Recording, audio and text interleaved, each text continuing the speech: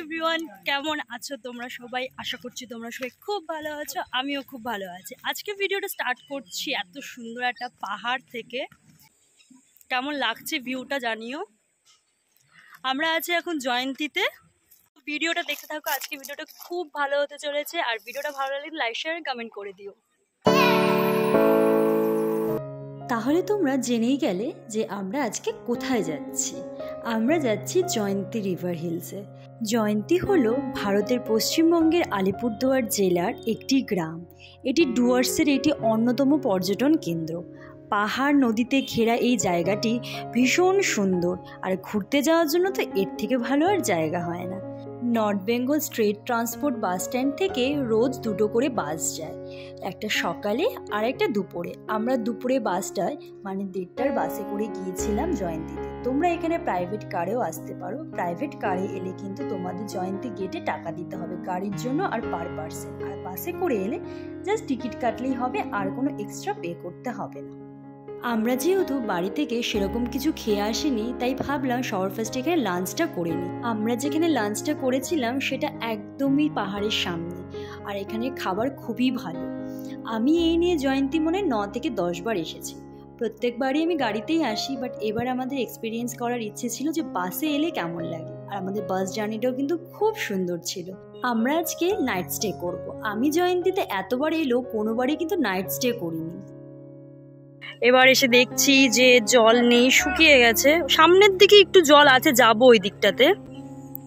তাই দিদিদের প্ল্যান ছিল যে এবার কিন্তু নাইট স্টে করা হবে। লাঞ্চ কমপ্লিট করে আমরা যাচ্ছি একটু নদীর দিকে, ওখানে একটু সময় কাটাবো সবাই মিলে। আমরা এখন যাচ্ছি ওই জলটার দিকে, সামনে জলটা আছে, তার সামনে তো এত বড় একটা পাহাড়।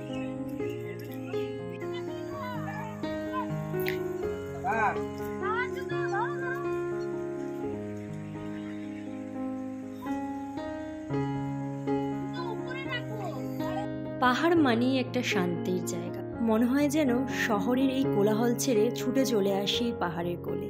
সত্যি এলেই যেন মনটা ভালো হয়ে যায়।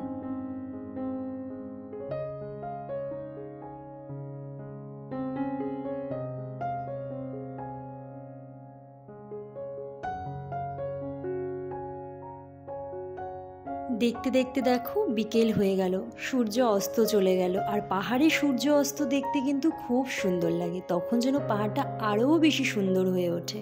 যেহেতু বিকেল হয়ে গিয়েছিল, তাই ভাবলাম একবারে চা খেয়েই আমরা হোটেলে যাব। আমরা কিন্তু কোনো রকম হোটেল আগে থেকে বুক করে আসিনি, এখানে দেখে পছন্দ করে তারপরেই আমরা হোটেল বুক করব।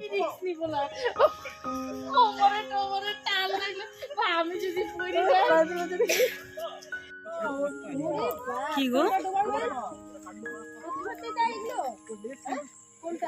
হোটেলে ঢুকে সবার ফার্স্টে আমরা ফ্রেশ হয়ে গেলাম।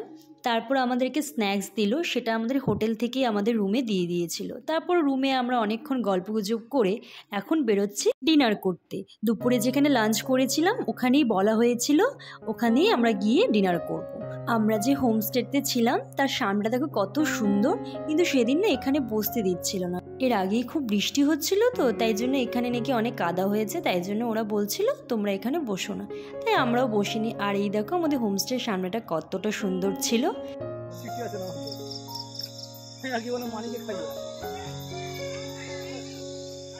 এই ঘুটঘুটে অন্ধকারের জঙ্গলের রাস্তা দিয়ে আমরা সবাই মিলে যাচ্ছিলাম ওই পাহাড়ের কাছে ডিনার করব বলে। তাই না, আমারই ফার্স্ট টাইম বলো না।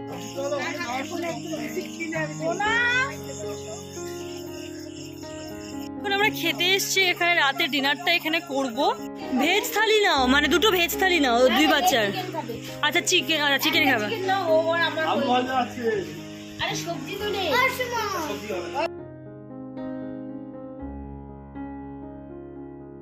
আমরা নিয়েছিলাম ডাল, আলু ভাজা, আর তার সাথে চিকেন কষা। চিকেন কষাটা দুর্দান্ত করেছিল। আর তোমাদেরকেও আমি সাজেস্ট করব যারা এখানে আসবে তারা কিন্তু এই হোটেল থেকে লাঞ্চ বা ডিনার করতে পারো, খুবই ভালো রান্না ওদের।